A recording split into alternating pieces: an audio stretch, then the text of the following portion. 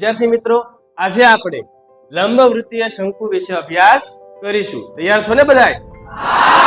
તો સૌ પ્રથમ શીખવા માટે આપણે વક્ર સપાટીનું ક્ષેત્રફળ છે એ જોવું પડે. તો વક્ર સપાટી એટલે શું? તો કે તેમની ફરતી સપાટી છે તે. તો તેનું સૂત્ર શું થાય છે? તો કે વેરી ગુડ, સરસ.